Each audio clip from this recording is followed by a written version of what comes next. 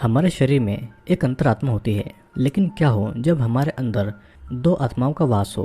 क्या वो आत्मा हमारी आत्मा और सोच पर हावी हो सकती है? ये आपको आज की इस कहानी में पता चलेगा। इस मूवी की कहानी शुरू होती है एक मोटेल से, जहाँ पर मेगन नाम की एक प्रोस्टिट्यूट काम कर रही थी। उसे देखकर ही ऐसा लग रहा था कि वो इस काम से खुश नहीं थी। फिर भी वो पैसों के लिए एक के बाद एक कस्टमर के साथ में इंटीमेट हो रही थी। अब देर रात को ब्लैकेट पहना हुआ एक आदमी आता है जो कि मेगन के साथ में इंटीमेट होना चाहता था, लेकिन आज की रात के लिए मेगन का काम खत्म हो चुका था। फिर भी वो आदमी वहाँ से नहीं जाता है और बुरी तरह से वो मेगन का रेप करता है और वो उससे बिना पैसे दिए ही वहाँ से चला जाता है। मेगन इस बात से सदमे में आ गई थी और सीन यहीं पर कट होता है। कहानी फिर कुछ महीनों के बाद में आती है, जहाँ पर मेगन प्रेग्नेंट थी और वो इस बच्चे से बिल्कुल भी खुश नहीं थी। और मेगन उसी अनजान आदमी से प्रेग्नेंट थी जिसने उसका उस दिन रेप किया था। मेगन बहुत ज़्यादा डिप्रेशन में थी और वो कैंची उठाती है और अपने पेट में कई बार वार करती है। मोटल की क्लीनिंग लेडी को वो घायल मिलती है और वो मदद बुलाने भागती है। सीन अगेन कट होता है और कहानी अब 23 साल के बाद शुरू होती है, जहाँ पर हम हेलन को देखते हैं जो कि मेगन की ही बेटी थी। घायल होने के बाद में किसी तरह से हेलन को बचा लिया गया था, लेकिन मेगन मारी गई थी। हेलन का दोस्त था रोमन और हेलन रोमन के घर में उसका एक पैकेज डिलीवर करने आई थी। रोमन ने हेलन की एक क्रीपी पेंटिंग बनाई थी जिसे वो हेलन को दिखाता है, लेकिन उस पेंटिंग को देखकर हेलन को काफ़ी अजीब लगता है।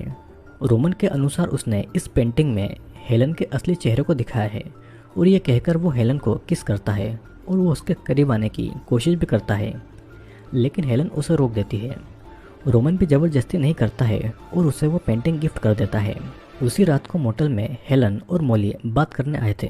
दोनों एक दूसरे के बहुत अच्छे दोस्त थे। मॉली को यही लगता था कि हेलन उस पेंटिंग जैसी नहीं है और आज हेलन का बर्थडे भी था और इसीलिए वो इस मोटल में आई थी जहाँ पर उसकी माँ मेगन रहा करती थी। उसे इस जगह पर आना अच्छा लगता था। कभी कभी हेलन को भी ऐसा लगता था कि कहीं वो भी अपनी माँ की ही तरह न बन जाए।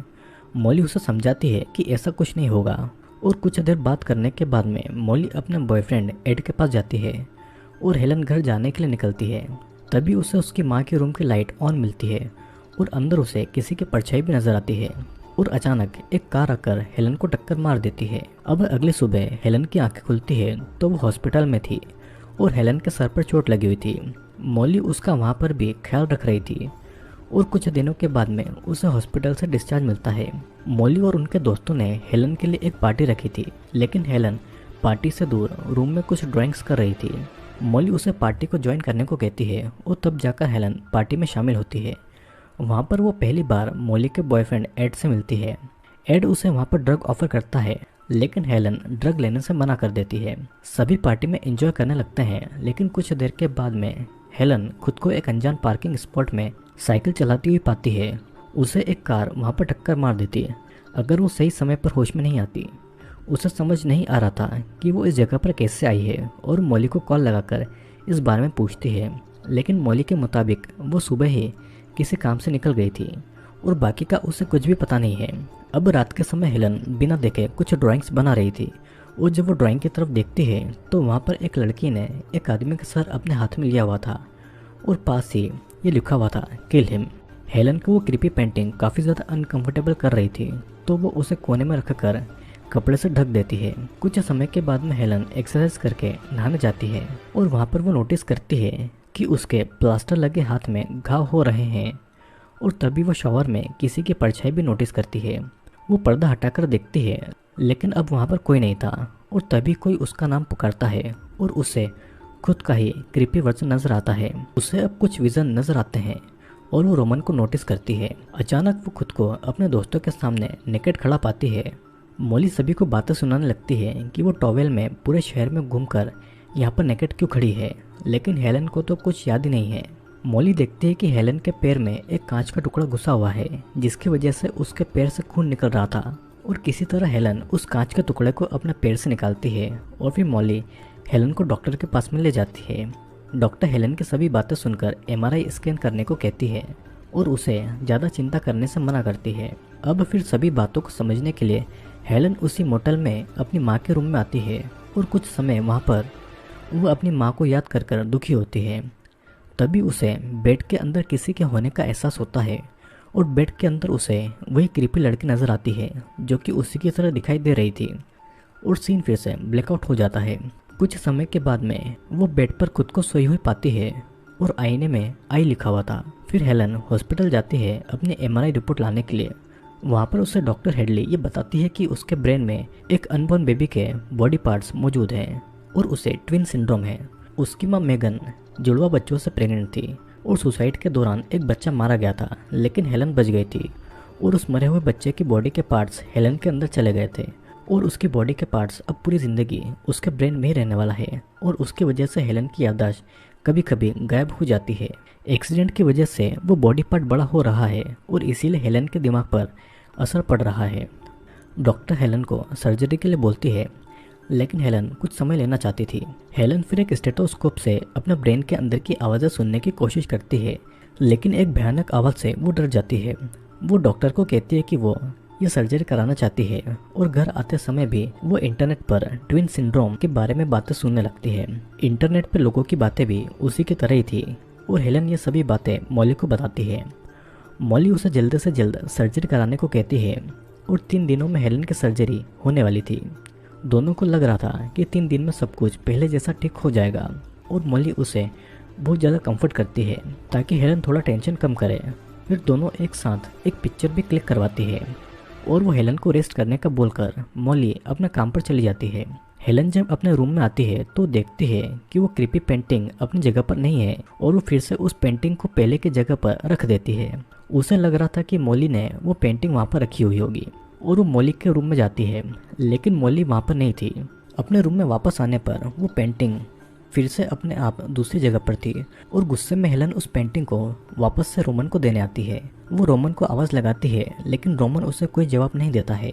उसे वहाँ पर एक लैपटॉप में एक वीडियो मिलता है जहाँ पर हेलन टॉवेल में थी और रोमन को नेकेड बेड पर बांध कर रखा हुआ था। उसे वहाँ पर वो टूटे हुए कांच के टुकड़े भी मिलते हैं जिससे कि हेलन के पैर पर जख्म हुआ था और वहाँ पर उसके खून के पैरों के निशान भी थे।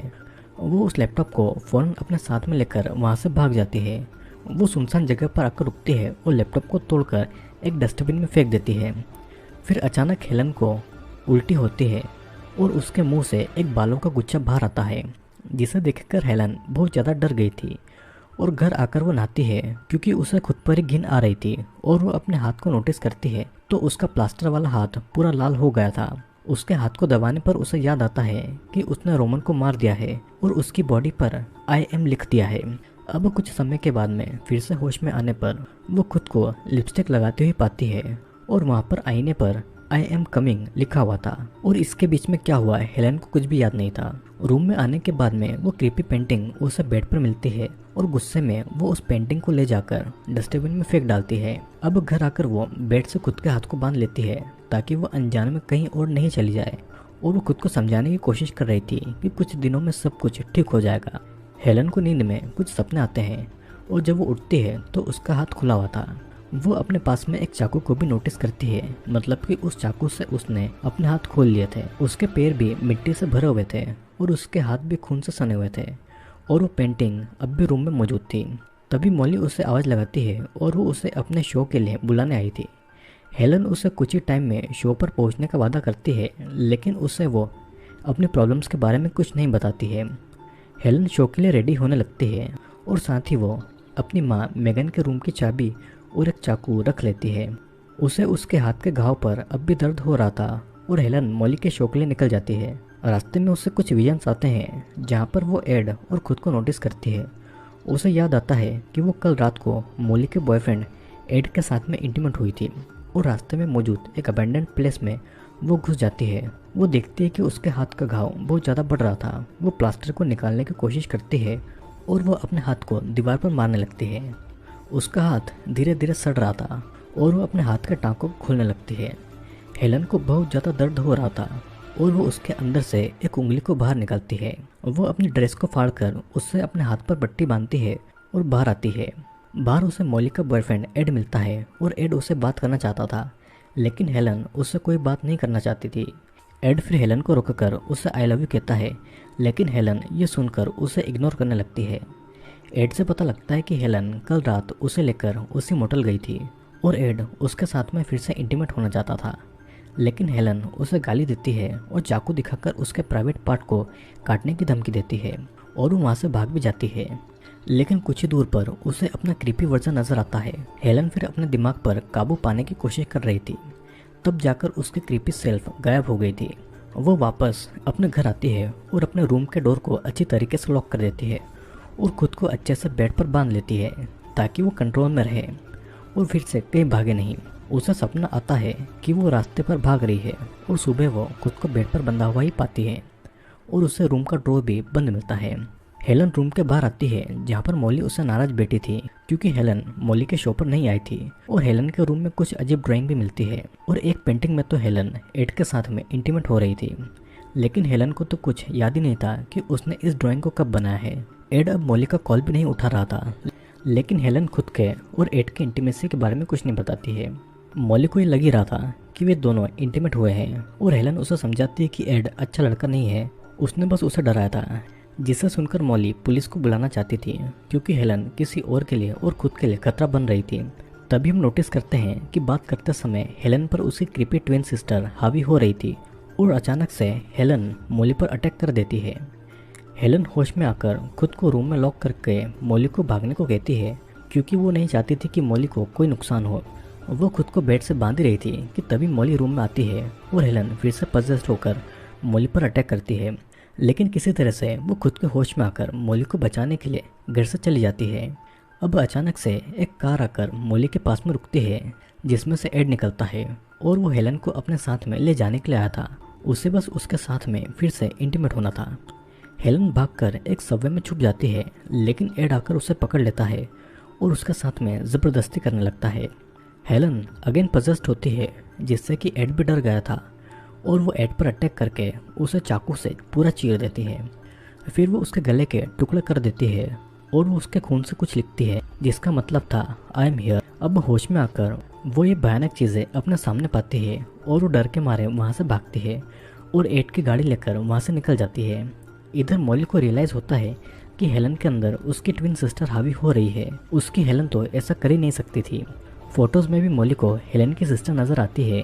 हेलन एड के फ़ोन से मॉली को कॉल लगाकर कहती है कि उसे मरना होगा और तभी उसकी सिस्टर उसके ज़रिए किसी को हार्म नहीं कर पाएगी और फ़ोन काट देती है। हेलन मोटल की तरफ जाती है उसे बचाने के लिए और मॉली भी उसकी तरफ जाती है। हेलन फिर मोटल में उसी रूम में आती है जहाँ पर मेगन रहा करती थी। उसकी सिस्टर उसके दिमाग में बातें करके उसे रोक रही थी।